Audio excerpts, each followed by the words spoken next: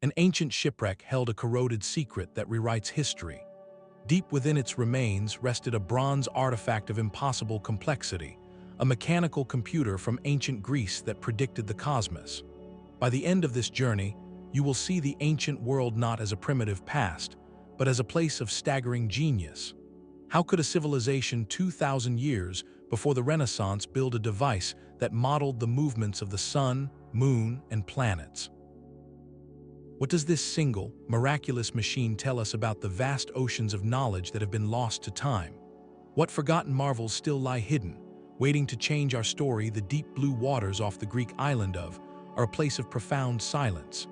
It was there in the spring of 1901 that a crew of sponge divers, guided only by the light filtering down from the surface, encountered a sight that froze them in the water. It was not a reef or a school of fish. Littered across the seabed were the ghostly forms of marble statues, their faces gazing upward through the murk for centuries. A Roman cargo ship, bound for the heart of the empire, had met its end on this treacherous coastline. The divers began a frantic salvage operation, hauling up breathtaking bronze and marble sculptures, delicate glassware, and coins that shimmered with forgotten emperors. Among these treasures, they also pulled a lump of greenish rock, about the size of a large book, crusted with centuries of marine growth. It seemed like just another piece of debris, a corroded fragment of no importance next to the elegant artistry of the statues. It was catalogued, stored away, and essentially forgotten. For nearly 2 years, this unassuming block sat in a museum warehouse in Athens, surrounded by far more glamorous finds. Then one day, an archaeologist named was examining the collection. His eye was caught by a curious shape protruding from the rock. He leaned in closer. It was not a natural formation. It was a perfect, precise gear wheel made of bronze, its teeth still visible after 2 under the sea.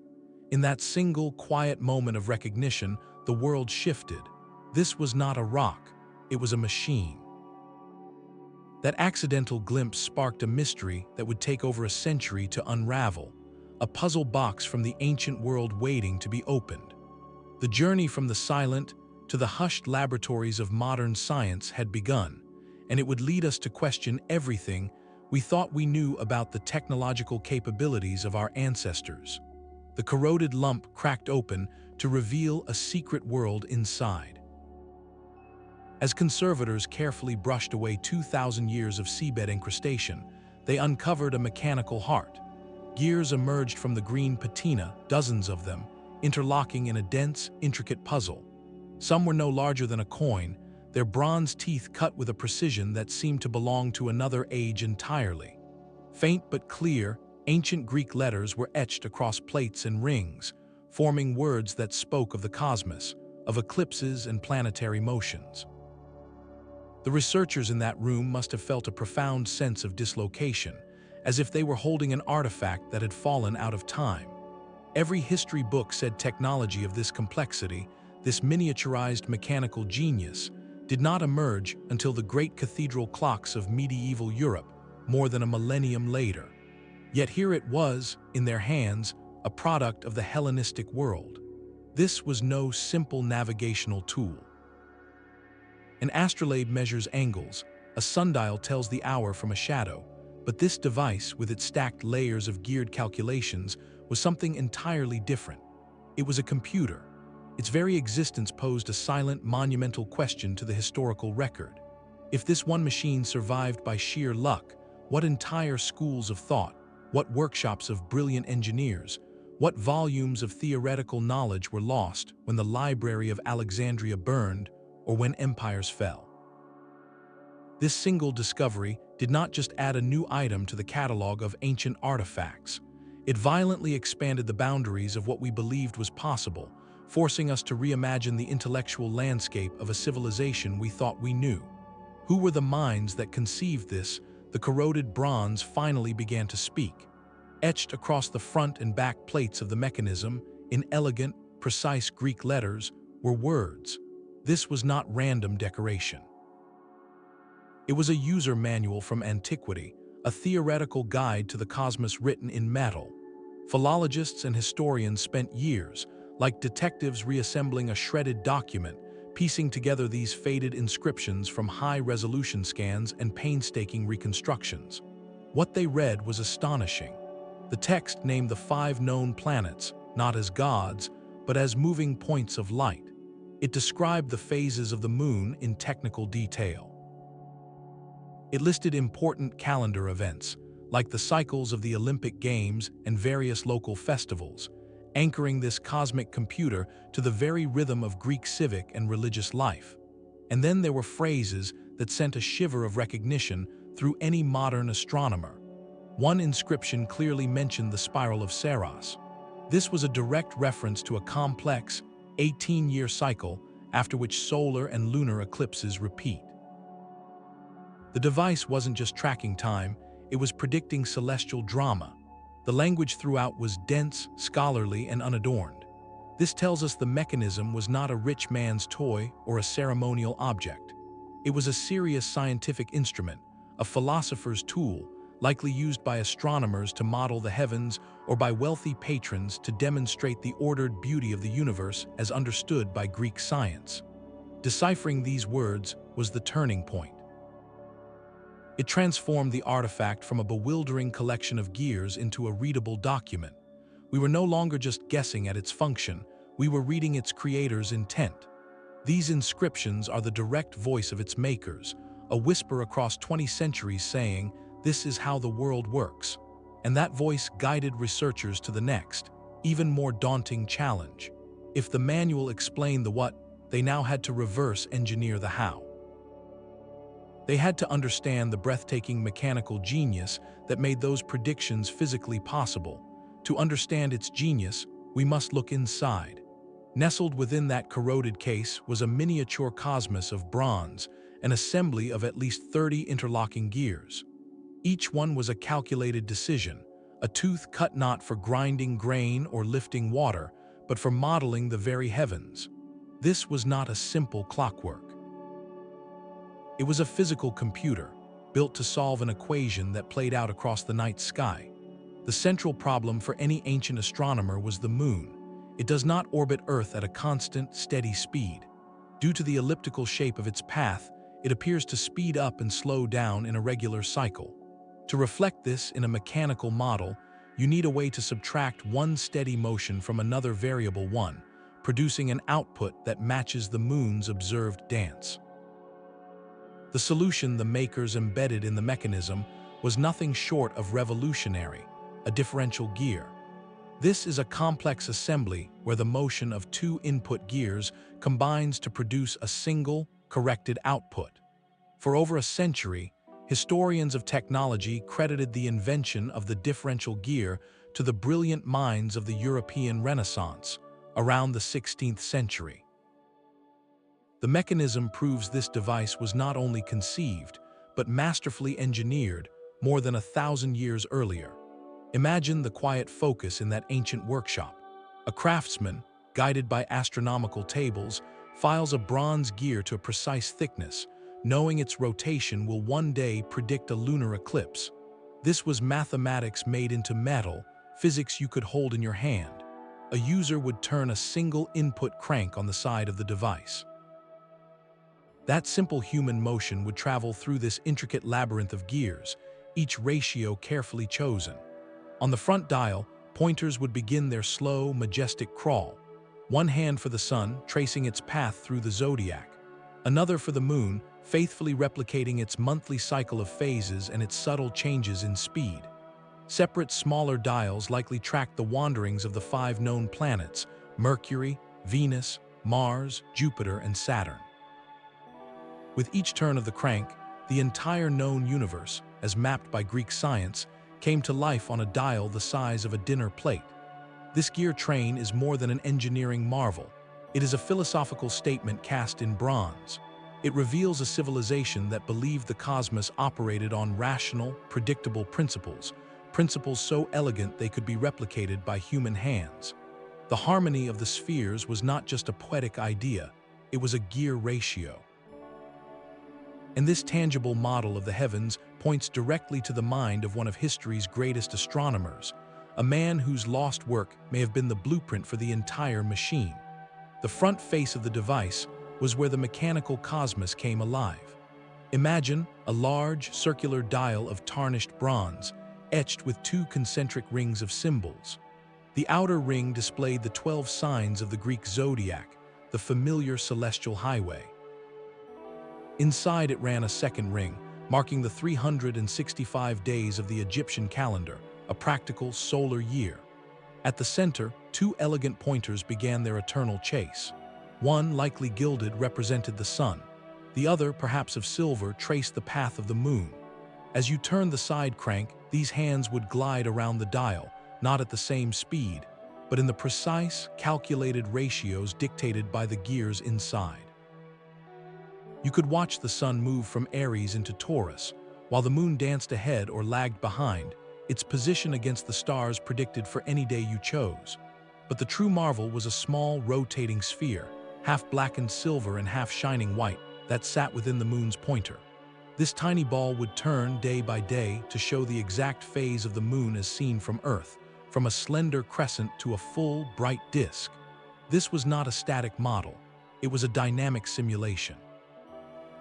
A scholar could turn the crank forward to see where the planets would align for next year's festival, or spin it backward to check the celestial conditions on the day of a famous battle.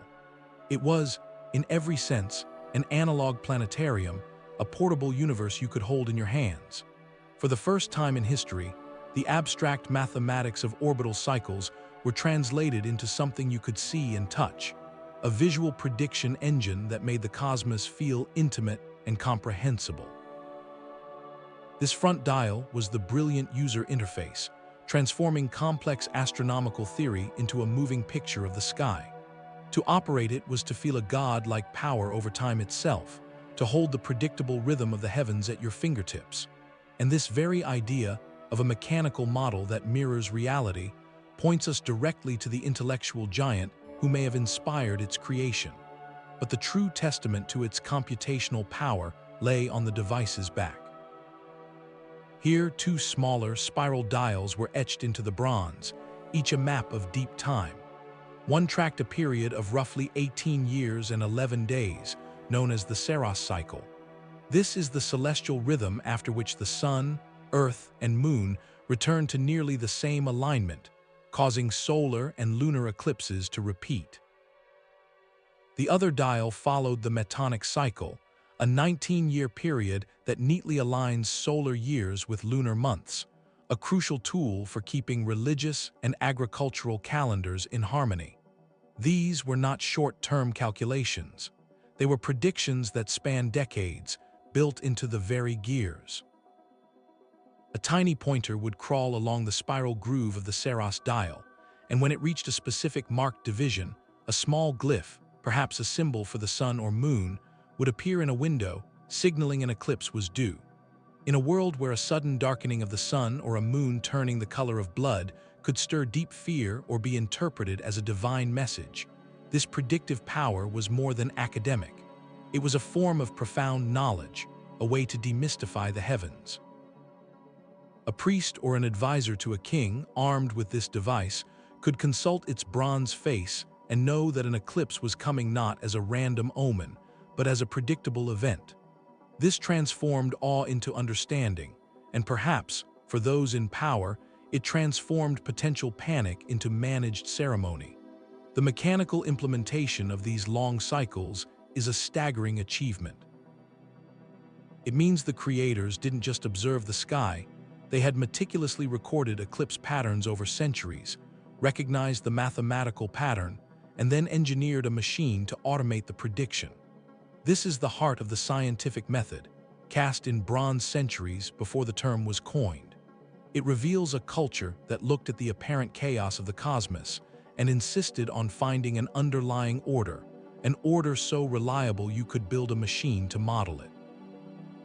This was a tool that served both the philosopher contemplating cosmic harmony and the statesman seeking to maintain social order, a perfect fusion of pure science and practical power. And to build such a machine required more than just a brilliant idea, it demanded a master of the craft, a genius whose name has been lost, but whose intellectual lineage we can trace. But the device's ambition reached far beyond our moon. The true testament to its creator's cosmic vision lies in the challenge of the wandering stars, the planets. Mercury, Venus, Mars, Jupiter, and Saturn were the great puzzles of the ancient sky. Unlike the sun and moon, which moved with a steady rhythm, the planets would slow down, stop, and even reverse their course against the backdrop of stars in a motion called retrograde. To the Greeks, this wasn't random.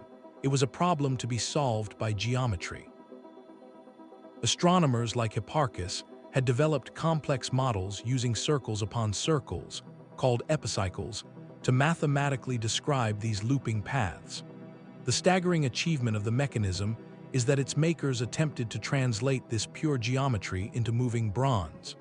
Evidence from the fragmented gears suggests they used intricate epicyclic gearing, a nest of small wheels riding on larger ones, to physically mimic those celestial loops. Think of a child's toy, a spinning sparkler held by someone on a merry-go-round, its light tracing a loopy, dazzling path in the dark. That is the mechanical principle at work, a gear performing a little dance atop another gear's rotation. To engineer this for not one, but 5 different planets, each with its own unique period and orbital quirks, represents the absolute pinnacle of ancient technical ambition. This elevates the device from a sophisticated calendar to something far more profound, a true orrery of the known solar system. With the turn of its crank, a user could watch Mars begin its slow backward trek against the zodiac, or see Venus brighten as it approached its predicted position. It was no longer just about marking time for harvests or festivals. It was about demonstrating a unified theory of the cosmos, a grand philosophical statement that the entire heavens, in all their apparent complexity, operated on rational, mechanical principles that human ingenuity could not only understand but replicate. This bronze machine was their argument for an ordered universe, a clockwork cosmos built not by capricious gods, but by intelligible mathematical law. And to conceive of such a machine, one must have been standing on the shoulders of a giant. This intricate dance of the planets was a monumental challenge, but the mechanism's most elegant solution was reserved for our closest celestial neighbor. The moon's motion presented a beautiful problem. To the naked eye, and to any careful observer with simple tools, it was clear the moon did not sweep across the sky at a steady, clockwork pace.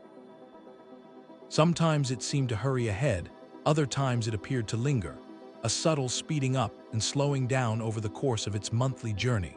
Ancient astronomers called this the moon's first anomaly, and they understood it was caused by the elliptical shape of its orbit around Earth.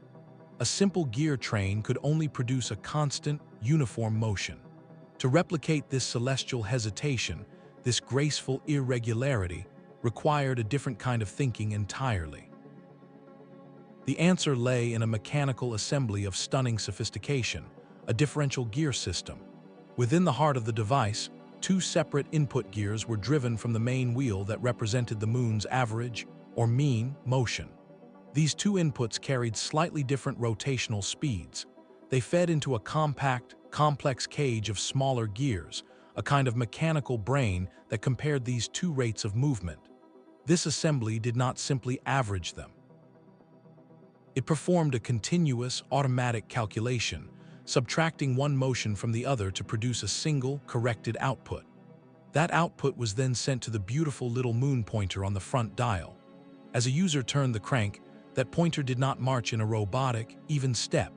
It glided, it accelerated almost imperceptibly, then slowed with a gentle reluctance, mirroring the actual, observed dance of the real moon in the night sky.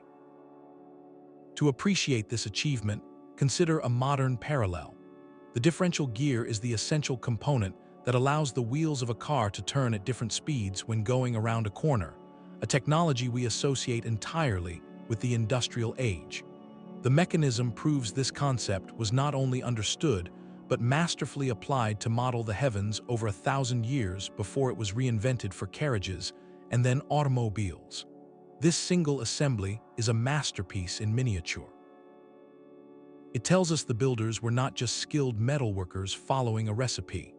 They were engineer philosophers who had taken precise astronomical observations, transformed them into elegant mathematics, and then translated that mathematics into a physical, three-dimensional reality of interlocking bronze. They looked at the moon's gentle irregularity and saw not a flaw in the cosmos, but a puzzle to be solved with gears and ratios. In that solution, we see the brilliant, practical mind of Greek science at its absolute peak, a mind that believed if you could understand the geometry of the heavens, you could build a machine to prove it. The gears in your hand are impossibly small, their edges sharp with intent. To build this cosmic calculator, its creators first had to master the very earth. They began with fire and ore, smelting copper and tin into a specific bronze alloy, a recipe chosen for its strength and its willingness to be worked. This was not the bronze of a warrior's sword, meant to hold an edge through impact. This was a thinker's metal, selected for its fine grain and stability, its ability to be cast into delicate forms and hold precise shapes across centuries. Once cooled, each rough bronze blank became a canvas for a different kind of artistry. Using hand-driven saws, files, and drills made of hardened iron or even stone, a master craftsman would begin the most delicate part of the work, cutting the gear teeth. On the smallest gears, some barely wider than a modern coin, each triangular tooth is only a millimeter or two tall. The spacing between them is perfect, consistent around the entire circumference. This was done entirely by eye and by hand, guided by a lifetime of muscle memory and an unwavering standard of perfection. A single slip of the file, a fraction of a millimeter too deep, and the gear's motion would become erratic, throwing off the entire celestial calculation. This was a form of meditation in metal, where patience was as crucial as skill. After the gears were cut, another artisan would take over, perhaps the same individual with a different set of tools. With a fine stylus, they would engrave the thousands of Greek characters onto the plates and rings, each letter crisp and legible, forming the technical manual that covered the device.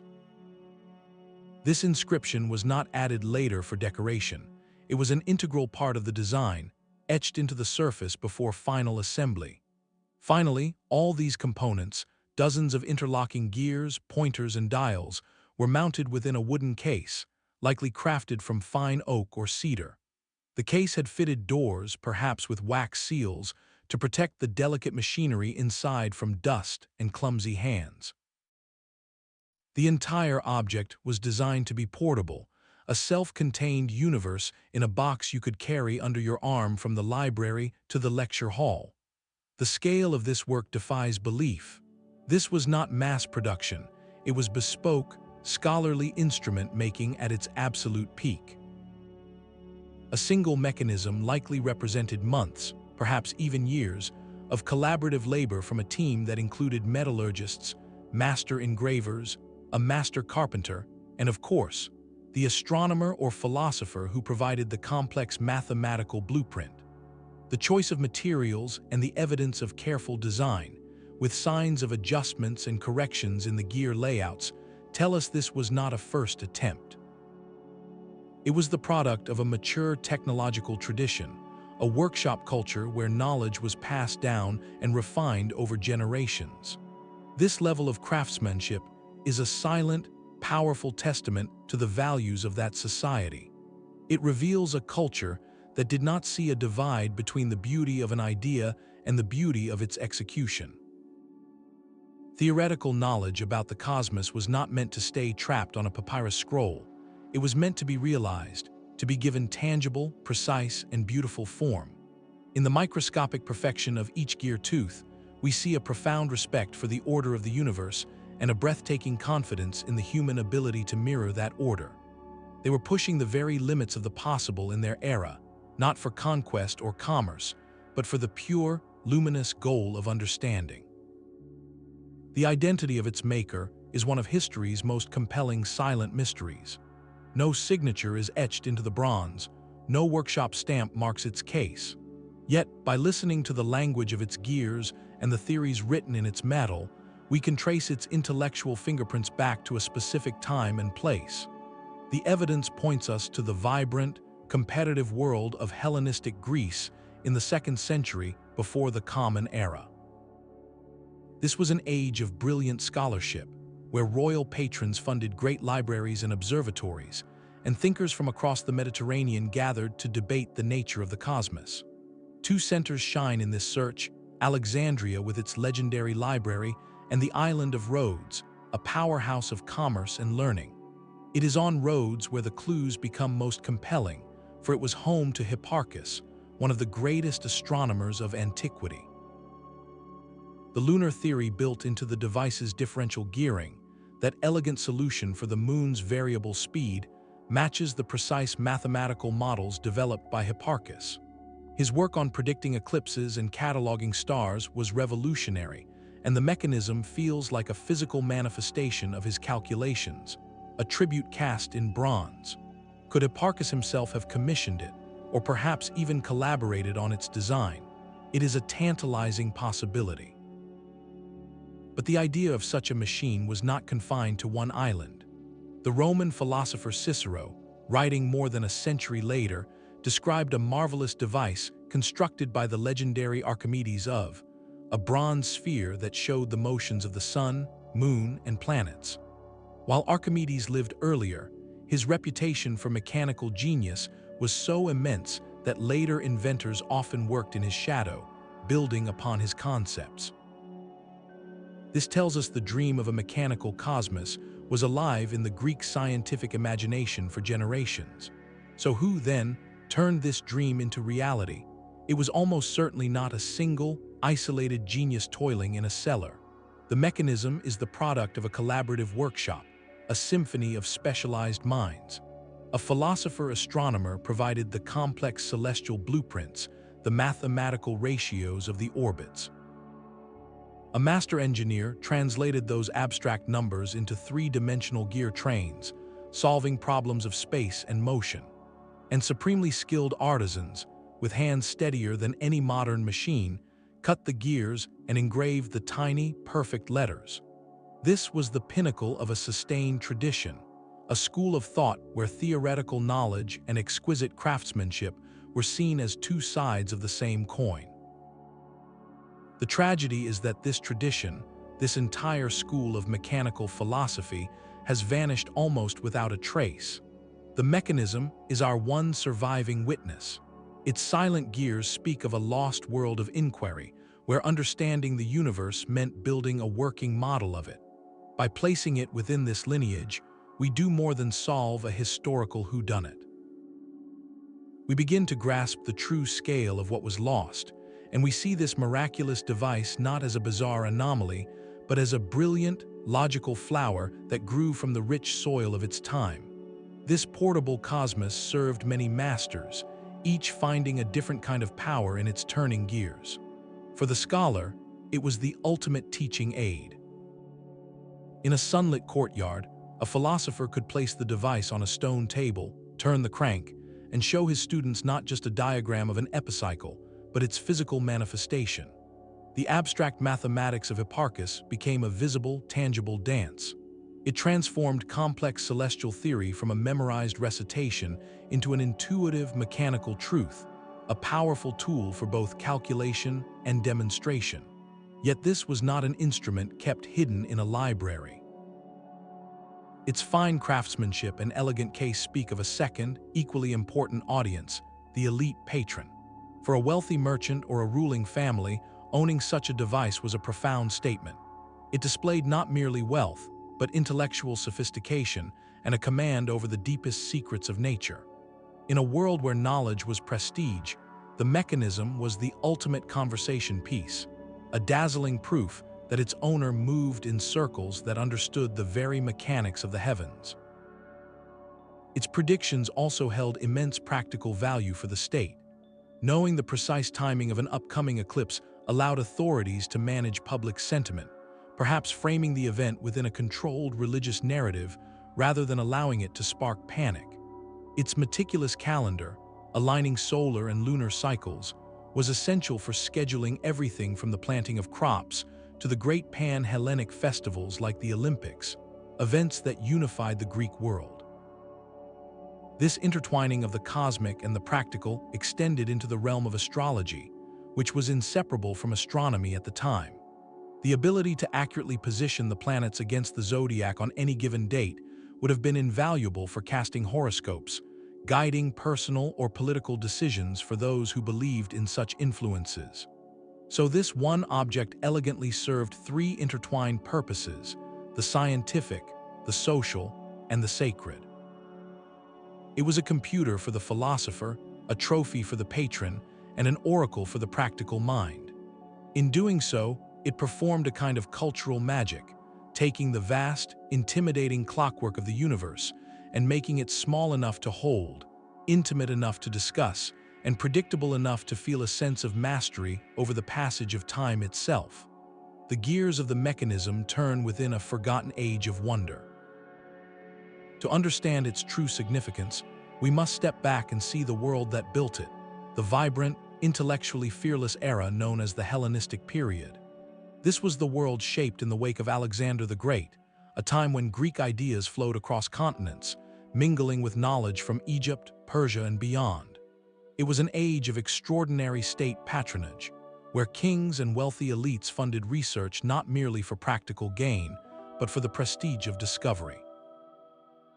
The legendary Library of Alexandria was its beating heart, a repository intended to hold all the world's knowledge. But this spirit of inquiry extended far beyond scrolls and speculation. It was an era of breathtaking mechanical experimentation. In the workshops of Alexandria, an inventor named Hero built a working steam engine, a spinning sphere powered by the force of boiling water. He and others crafted astonishing automata, self-moving statues that could pour wine or enact miniature theatrical scenes through systems of weights, pulleys, and compressed air. These were not just toys, they were profound investigations into the principles of physics and engineering. Against this backdrop, the mechanism no longer seems like a miraculous aberration.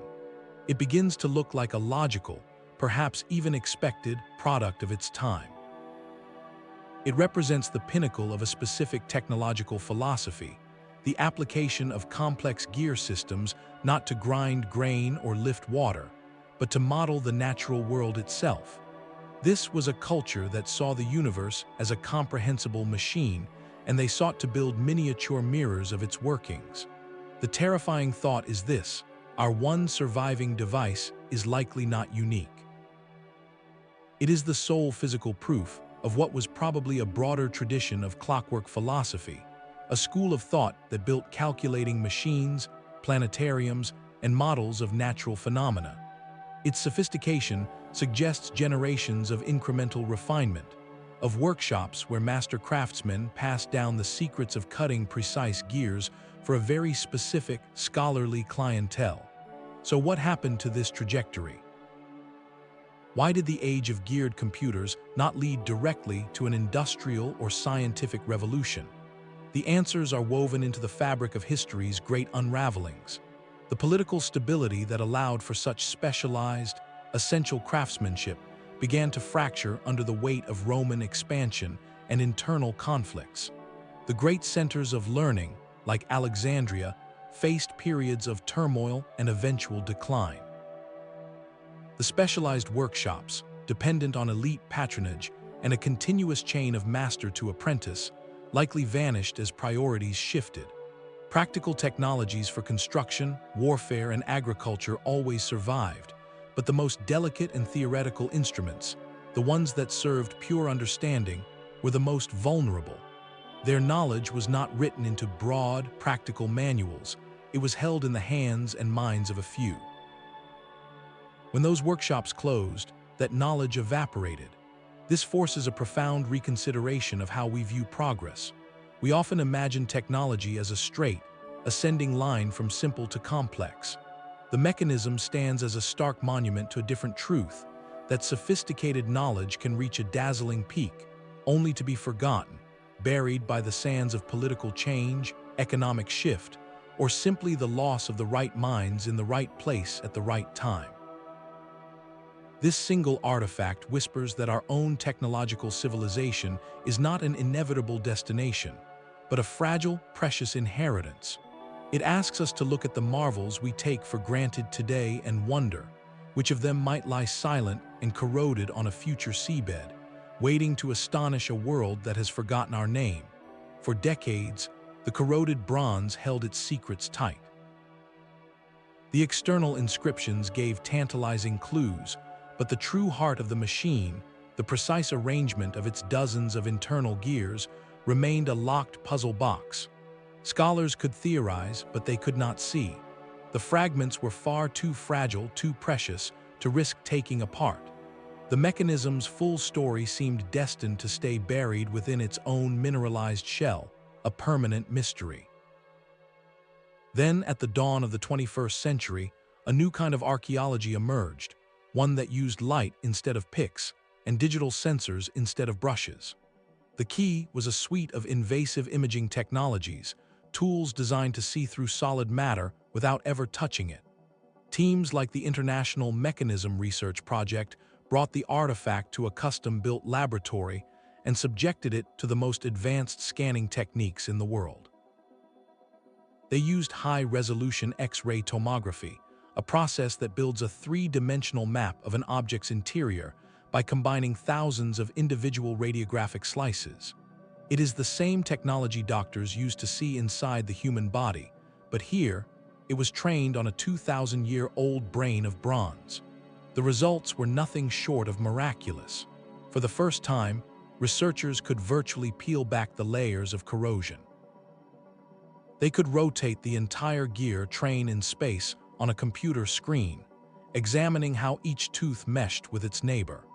They could count the precise number of teeth on gears that had been completely embedded in rock, numbers that revealed the exact mathematical ratios the machine was built to calculate. Even more astonishing, surface imaging techniques like polynomial texture mapping captured the faintest scratches and discolorations on the metal, revealing ancient text that had been completely invisible to the naked eye. Letters emerged from the green patina like ghosts stepping into the light, adding entire new paragraphs to the device's user manual. This technological archaeology provided the definitive blueprint. It turned decades of scholarly speculation into concrete, verifiable fact. We were no longer guessing at the mechanism's complexity, we were reading its engineering schematics.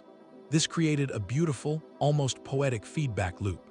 21st century science, the product of our own long technological lineage, was being used to resurrect and fully comprehend a pinnacle of science from two prior. The tools we built to explore our future became the very keys to unlocking our past. It proved that the dialogue across time is never truly closed, and that our quest to understand the genius of those who came before us is itself a constantly evolving, wondrous endeavor. The scans provided a perfect digital blueprint, a ghostly three-dimensional map of every gear and inscription. But to truly understand the machine, you have to hear it tick. Using the precise data from those high-resolution tomography scans, teams of historians, astronomers, and master clockmakers embarked on an extraordinary mission to build the mechanism anew. They fed the digital models into computer-controlled milling machines and employed meticulous three-dimensional printing to create exact copies of the fragmented gears. For the missing pieces, they used the mathematical logic of the inscriptions and the constraints of the surviving framework to propose educated reconstructions. Then, with painstaking care, they assembled these components into complete working models. Some are crafted from gleaming brass and polished wood, others exist as intricate animations on a screen. But their purpose is the same: to test the theories in the most definitive way possible, by making the ancient computer run again. Watching a modern replica in motion is a spellbinding experience. You see the central crank turn with a soft, deliberate click. On the front dial, the sun and moon pointers begin their graceful, unhurried chase through the constellations. The tiny moon sphere rotates, its silver and black halves shifting to show the waxing and waning crescent. On the back, a pointer crawls along the spiral groove of the Saros cycle, inching toward the next predicted eclipse. This is not a static museum display, it is a dynamic performance. The abstract genius of Hipparchus and his peers is no longer just an idea in a history book. It is a physical, mechanical reality you can witness with your own eyes. The sensation is profound, a direct connection across 20 centuries. You are seeing exactly what a Greek scholar saw when they operated this device, watching the same celestial dance play out on the same dial. These reconstructions do more than just demonstrate, they actively investigate. By building and testing different gear arrangements, researchers can resolve long-standing debates. Could it really model all 5 planets? Which specific eclipse prediction scheme did it use? A physical model acts as a test bed for these questions. If a proposed gear train binds or produces an inaccurate output, that theory is proven wrong. It is a form of experimental archaeology where the artifact itself, through its replica, becomes an active partner in the discovery process.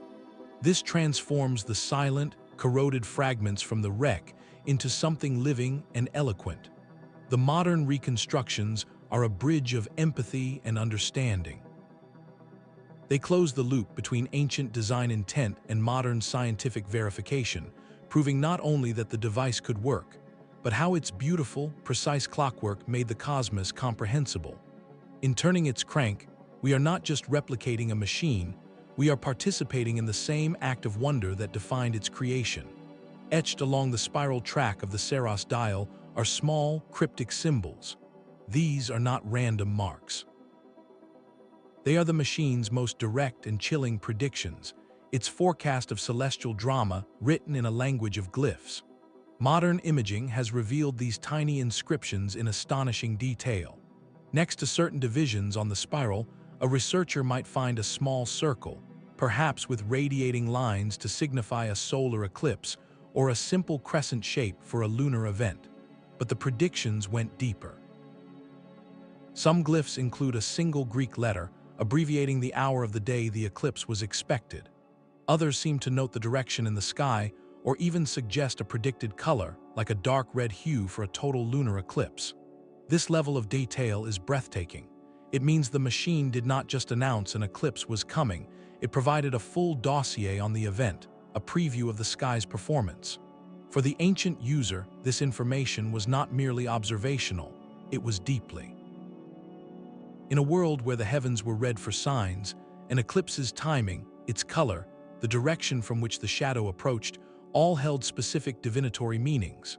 A red moon might be interpreted one way for a king, a midday sun going dark might mean something else for a harvest.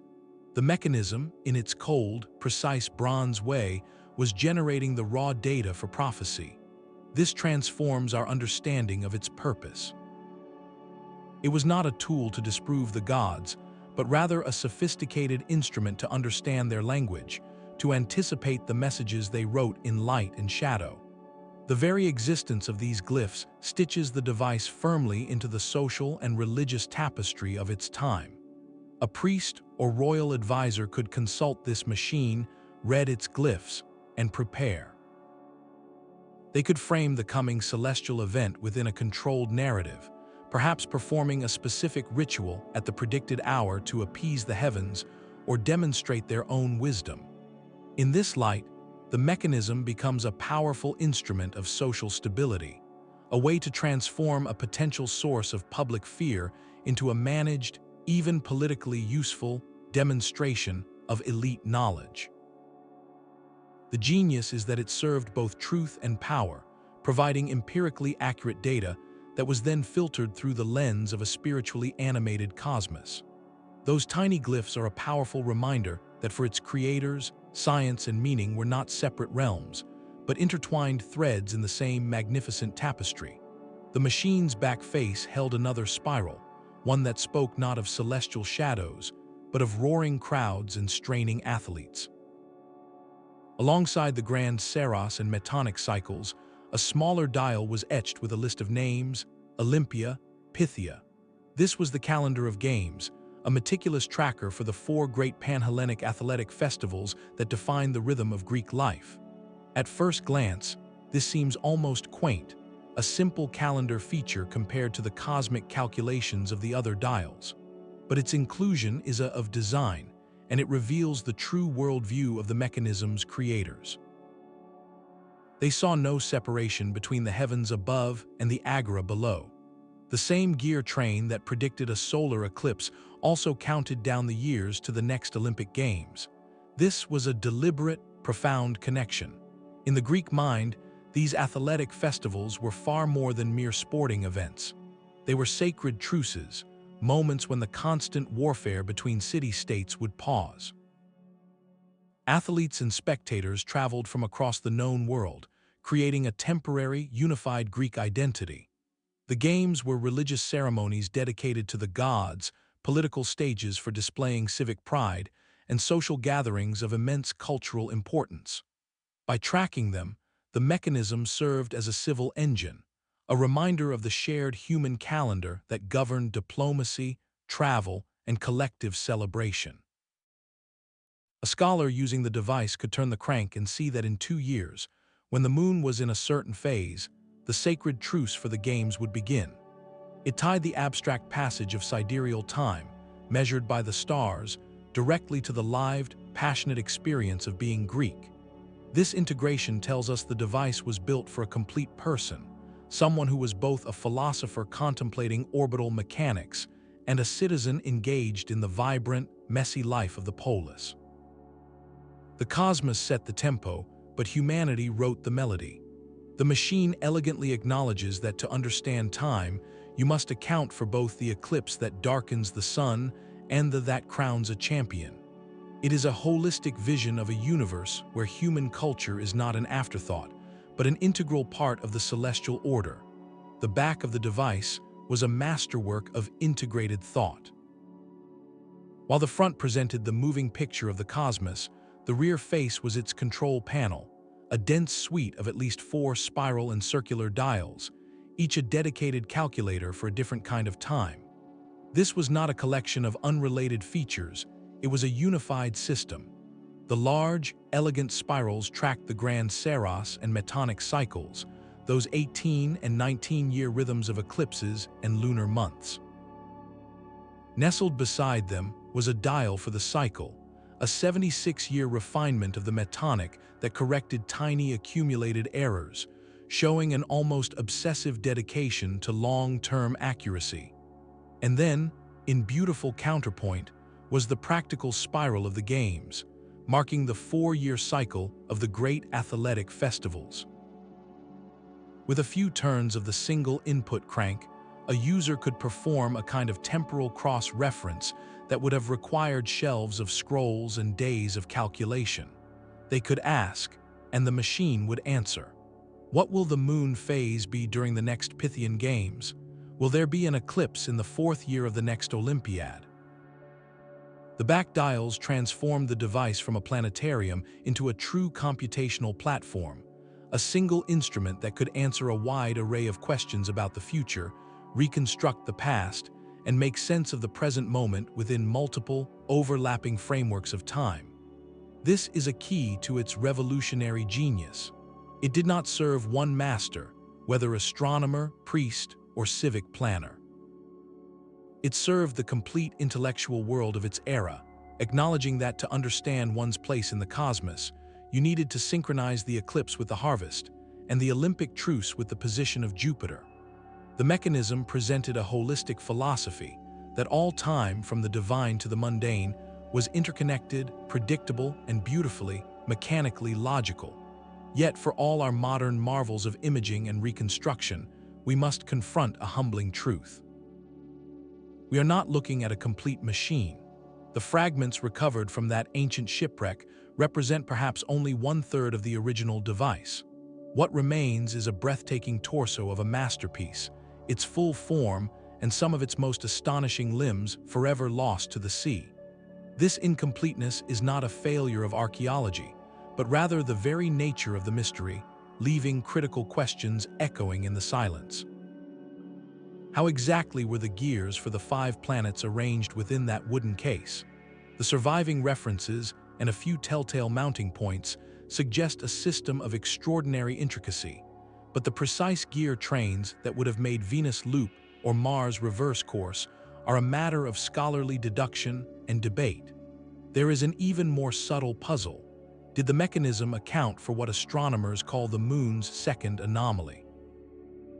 This is a slight nodding motion in the lunar orbit, a tiny wobble that would have been nearly impossible to observe without generations of precise records. Some researchers believe a clever pin and slot mechanism found on one of the fragments was designed to model just this subtlety, a feature that would push the device's accuracy into the realm of the uncanny. And what of the stars? Ancient texts describe machines that showed the rising and setting of important constellations. Could the mechanism have had a separate dial or rotating sphere to map the fixed stars, turning it into a complete celestial guide? The gaps in our knowledge are not empty spaces. They are fertile ground for the imagination and for rigorous scientific inquiry. Different research teams, armed with the same scan data, have proposed competing physical reconstructions, each a valid hypothesis about how those missing gears might have meshed. One model might prioritize an elegant solution for Saturn's slow wander, while another focuses on a compact arrangement for all 5 planets. These are not contradictions, but conversations in bronze, an ongoing debate that is the lifeblood of historical discovery. These missing pieces serve a profound purpose. They are a permanent, gentle reminder of the fragility of history itself. They tell us that the single surviving artifact we cherish may not have been the pinnacle, but merely a representative of a tradition whose greatest achievements are dust. It forces us to wonder, with a thrilling sense of possibility, if the original device was even more sophisticated, more comprehensive, than the brilliant ghost we have managed to reassemble. The mystery, therefore, is not closed. It is an open invitation, a call to keep looking, to re-examine the fragments with new eyes, and to listen ever more closely to the whispers of genius still trapped in the bronze. The silence that followed the loss of the mechanism was not absolute. While no other geared computers have been pulled from the sea, the brilliant ideas it embodied did not vanish into a historical void. The sophisticated astronomical theories it modeled, the work of Hipparchus and others, survived the fall of empires in precious manuscripts, and by scribes across centuries. This preserved knowledge traveled along trade routes, finding new homes in the great centers of Islamic science. There, scholars built upon the Greek legacy, creating intricate astrolabes and water-driven clocks that displayed celestial motions. While these were not geared computers in the same intricate fashion, they carried forward the same profound impulse to create a physical model of the heavens. This thread of inspiration, though stretched thin by time, may have eventually reached the workshops of medieval Europe. Consider the great astronomical clocks that began to grace cathedral towers in the 14th and 15th centuries. These monumental machines, like the one in Prague, featured rotating dials for the sun and moon, zodiac rings, and sometimes even moving figures of the apostles. They were public spectacles of divine order, powered by weight-driven gears. They were not calculating devices like the mechanism, but they were its spiritual descendants, continuing the ancient dream of making the cosmos visible and mechanical. The direct lineage was broken, but the seed of the idea that the sky could be mimicked with gears never fully died. It lay dormant, waiting for a spark to rekindle the full flame of its possibility. That spark arrived with the mechanism's modern rediscovery. Its impact on our understanding of history has been seismic. Textbooks on the history of technology have been rewritten, no longer able to present a simple narrative of linear progress from simple to complex. It has become a cornerstone example, taught in classrooms worldwide, of a technological peak that was reached, lost, and had to be rediscovered later. Beyond academia, it has captured the public imagination, inspiring documentaries, novels, and works of art. For scientists and engineers today, it serves as both a humbling reminder and a thrilling challenge. It whispers that our own technological confidence should be tempered with humility, for genius is not the sole property of the modern age. Yet it also encourages boldness, proving that with deep understanding and exquisite craftsmanship, even the most complex natural systems can be modeled and understood. The mechanism, in its fragmented beauty, ultimately stands as a powerful symbol. It challenges our casual assumptions about the past, forcing us to replace the image of toga-clad philosophers merely contemplating the stars with one of them also building precise machines to track them. It encourages a more nuanced, respectful view of history, where brilliance can flare brightly in any era, only to be forgotten, waiting for its chance to speak to us again across the centuries. Yet the story of this ancient computer is far from settled. The very questions that make it so compelling also fuel fierce and fascinating debates among the scholars who study it. For every answer the mechanism provides, it seems to raise two more intricate puzzles, keeping the field vibrantly alive. One of the most fundamental disputes centers on its birthday. When, exactly, was this machine crafted? The evidence offers a tantalizing range. The shipwreck itself is dated to around 60 or 70 years before the Common Era, but the device could be considerably older, a treasured heirloom already decades old when it sank. Analysis of the Eclipse predictions inscribed on its dials points to a calibration period centered around 205 before the Common Era. Other researchers, examining the style of the lettering and the astronomical models used, propose dates closer to the time of the shipwreck. This is not a trivial calendar quibble. Pinpointing the date could directly connect the device to specific historical figures, workshops, or even political events, placing it within the precise intellectual current that gave it life. Equally heated is the debate over its birthplace, whose workshop echoed with the sound of files shaping these perfect bronze teeth. The strong lunar theory suggests a link to Hipparchus, who worked on the island of Rhodes, a major center of astronomy and commerce. Yet the legendary reputation of Archimedes' inn and Cicero's description of his orrery makes Sicily another powerful candidate. Could it have been crafted in the legendary library complex of Alexandria, where resources and minds from across the known world converged? Each possibility paints a slightly different picture of the machine's origin, from a product of a specific astronomer's request to a masterpiece from a royal atelier seeking to showcase the pinnacle of knowledge. Then there is the puzzle of its completeness and capability. Our modern reconstructions are brilliant acts of forensic engineering, but are they correct? Some researchers scrutinize the fragments and propose even more astonishing functions. Could a missing assembly have predicted the tides, a phenomenon noted by ancient explorers? Given the deep interconnection of astronomy and astrology at the time, it is almost certain the device was used to cast horoscopes. But did it have a dedicated dial for this, perhaps one that rotated a specific zodiac configuration into position? The most profound debate, however, surrounds its uniqueness. Was this a singular masterpiece, a moonshot of engineering from one unparalleled workshop? Or is it, as many now believe, the sole surviving example of a genre? Its sophistication suggests generations of refinement. It is hard to imagine such perfection appearing from nowhere, with no prototypes, no simpler models, no broader tradition of geared calculation. The terrifying and thrilling implication is that there could have been others, perhaps many others, lost to the melting pots of war or the slow decay of time. These ongoing controversies are not a sign that the research has failed. They are the opposite, the clear evidence of a healthy, dynamic field where a single artifact continues to challenge and inspire. The mechanism refuses to be fully cataloged and put away. It actively collaborates with modern scientists, presenting new riddles as our imaging technology improves and our understanding of ancient science deepens.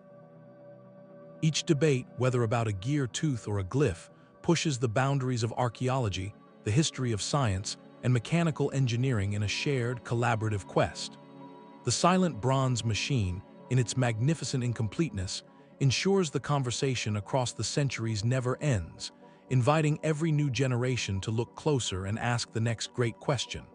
The timeline of technology, as we often imagine it, is a smooth, upward slope. But the mechanism stands as a defiant monument in that landscape, a peak that appears 1,000 years ahead of its time. To grasp the true scale of its isolation, we must place it alongside what came next. After this device sank beneath the Mediterranean waves, the sophisticated art of precision gearing for calculation seems to vanish from the historical record. We do not find another object of comparable mechanical ambition until the geared astrolabes of the Islamic Golden Age, emerging in the 8th and 9th centuries. These were remarkable instruments for solving problems in astronomy and timekeeping, yet they lacked the intricate, stacked gear trains and differential systems of the next great leap would not come until the monumental astronomical clocks of 14th century Europe, like the one built for the cathedral in Strasbourg. These were weight-driven marvels that displayed planetary motions and marked the hours, but they were public spectacles on a grand scale, not portable personal computers for scholarly calculation. Between the Greek device and these later achievements lies a chasm of over a millennium, a silent gap in the archaeological record where this specific strand of genius simply disappears. This gap forces a profound question. Why was this path not taken? If the ancient Greeks could build a differential gear to model the moon's orbit, why did that knowledge not lead directly to more complex machines, to an accelerated timeline of mechanical computation? The answer lies not in a lack of intelligence, but in the fragile ecosystem that sustains advanced technology. The mechanism was the product of a very specific set of conditions, a rare convergence.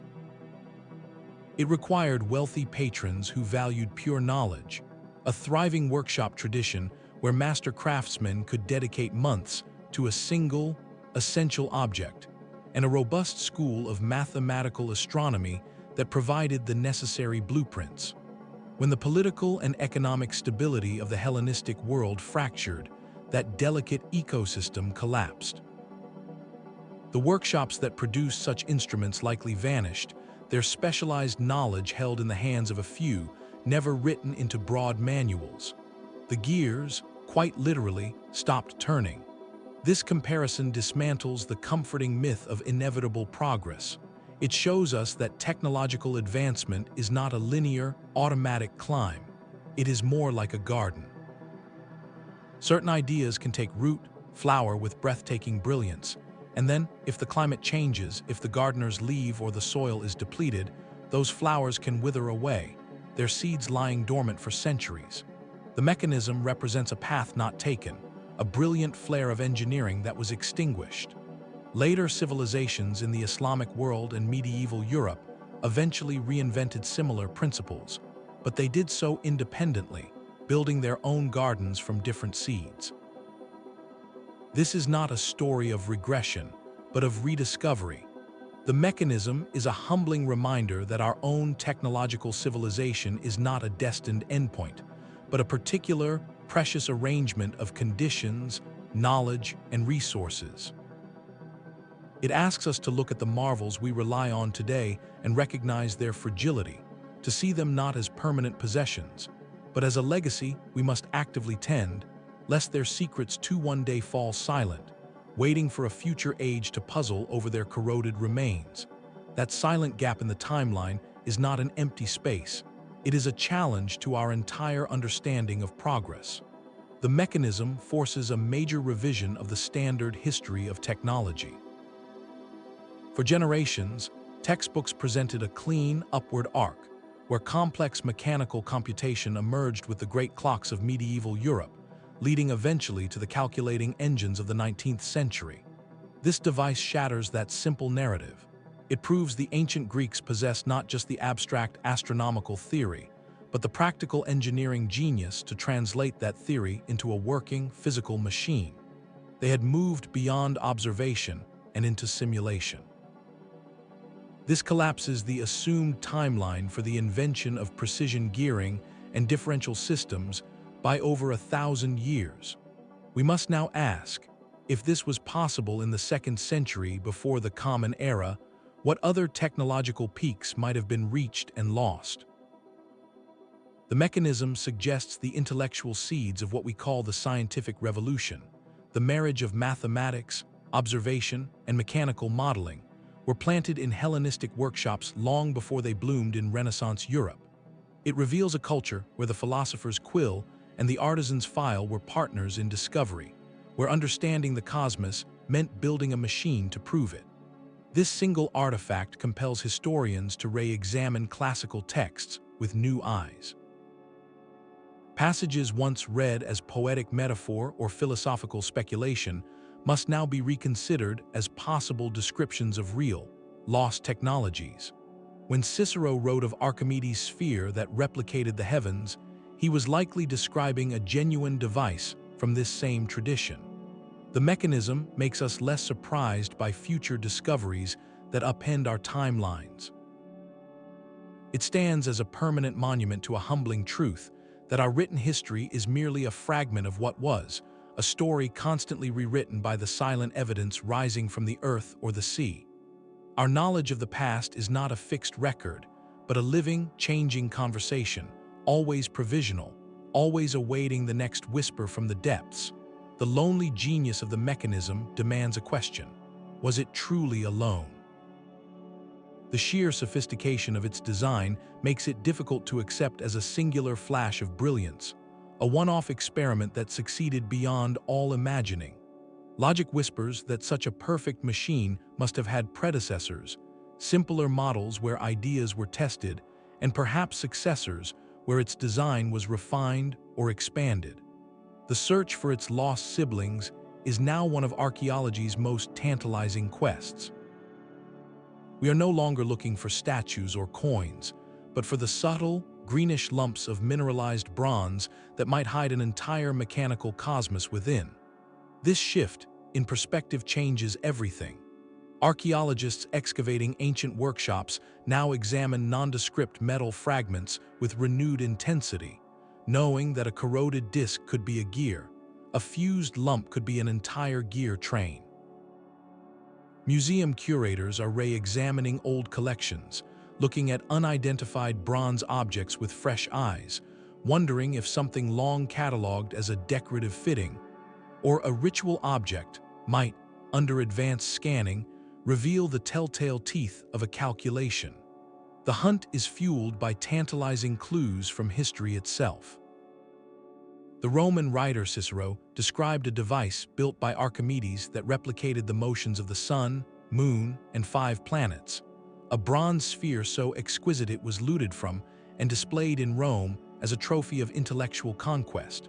Another later author wrote a poem about a miniature celestial sphere held in the hand.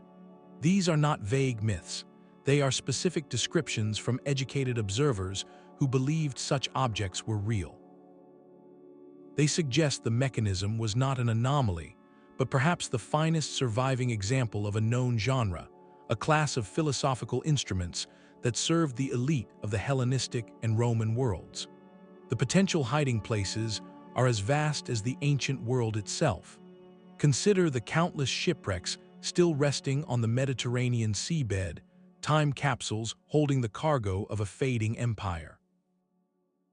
Imagine an villa, its library ash, but its cellar holding a strongbox that protected a delicate mechanism from total decay. Perhaps one lies in a forgotten tomb, placed beside a scholar to symbolize their lifelong pursuit of cosmic knowledge. The challenge is that these devices, by their very nature, are rare. They were never common items, but expensive, bespoke creations for a tiny, educated aristocracy. Their delicate gears also made them vulnerable, likely disassembled, and melted down for their bronze in times of scarcity, their intellectual value invisible to a metal scavenger. Modern technology offers our greatest hope. Advanced underwater robotics can explore deeper wrecks than any diver. Ground-penetrating radar and new forms of metal detection can survey buried ruins without a single shovel breaking ground. And most importantly, invasive scanning techniques like X-ray tomography mean we no longer need to risk destroying a fragile object to see inside it. A suspicious lump can be scanned in a museum basement, and if gears are found, the world will know within hours. Finding a second mechanism would be a historical earthquake. It would instantly transform from a miraculous outlier into a confirmed representative. It would allow for comparison, showing regional variations, evolutionary steps, or perhaps even more advanced features. It would prove decisively that a sustained tradition of high-precision mechanical engineering existed, a school of thought that viewed the universe as a clockwork puzzle to be solved with bronze and brilliance. Until that day comes, the search itself is a powerful act of faith. It is a belief that the past is still speaking, that other voices from that lost workshop tradition are waiting to be heard. Every archaeologist who now looks twice at a corroded metal find is answering the silent call of the mechanism, a call to look deeper, to question our assumptions, and to never stop digging for the other missing pieces of our own story.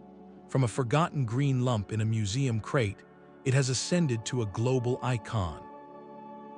The mechanism's journey is a cultural phenomenon in its own right, a story of how a single, silent object can leap from the pages of academic journals to capture the heart of the public imagination. It has become the star of major television documentaries, its intricate gears animated for millions. It fuels plots in best-selling novels and inspires artists who render its bronze form in paint and sculpture. It is a staple in science textbooks, not as a footnote, but as a central exhibit in the history of human ingenuity. This transformation from obscure artifact to cultural touchstone is profound. It speaks to a deep, collective yearning in our modern age. In a world saturated with digital complexity, there is a raw, awe-inspiring power in this analog computer. Its genius is physical, tangible. You can see the craftsmanship. You can understand the principle of a turning gear, even if the full mathematics behind it remains lofty. It offers a direct, unmediated connection to a mind that worked 2,000 years ago. That connection is magnetic. We look at it and see not primitive ancestors, but peers in curiosity, masters of a different kind of code. The mechanism resonates because it is a perfect narrative engine. It contains mystery, a shipwreck discovery.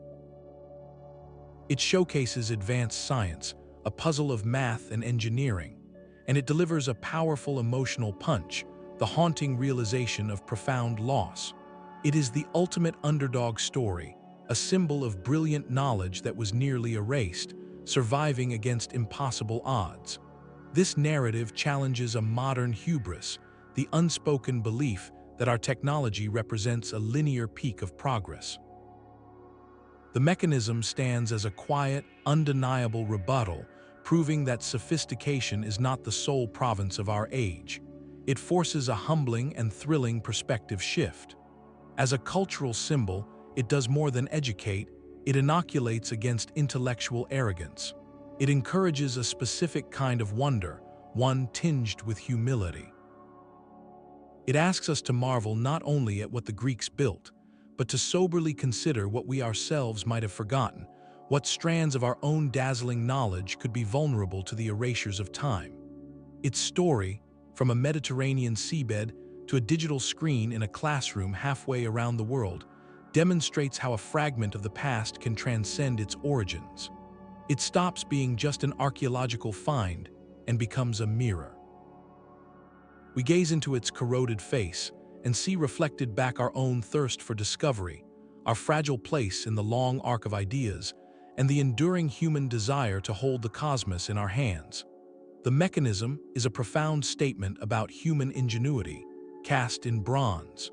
It stands as a perfect bridge between the abstract world of Greek astronomy and the tangible realm of precision engineering. On one side, you have the celestial mathematics of Hipparchus, the complex cycles of the moon and planets, the elegant geometry of epicycles. On the other, you have the master craftsman's hand, filing a gear tooth to a microscopic tolerance, solving a problem of motion not with a formula on papyrus, but with a physical assembly of interlocking wheels. This device proves that the deep human urge to model and understand the universe is timeless. It is a drive that transcends any single era. 2,000 years ago, That drive produced a portable cosmos you could hold in your hands. Today, it sends probes beyond our solar system and builds telescopes that look back to the dawn of time. The impulse is the same, to reach out and comprehend the magnificent clockwork of existence. The mechanism's rediscovery and its slow, patient decoding serve as a powerful reminder that our written history is merely a collection of surviving fragments. Countless chapters of human thought and invention have been lost, their pages burned, their artifacts melted, their ideas fading from memory when the chain of teaching is broken. This one surviving marvel forces us to grant our ancestors a new kind of respect, to see them not as primitive figures moving toward our enlightenment, but as capable of their own peaks of brilliance, peaks that still have the power to astonish us. As we reflect on this bronze computer, let it inspire a dual curiosity. Look back with wonder, but also look forward with a question.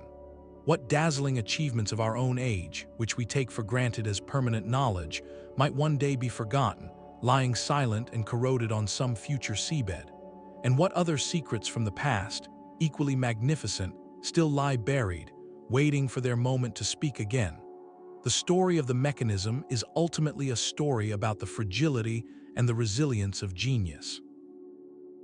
It is a call to keep looking, to keep questioning, and to never assume we have the full measure of those who came before us.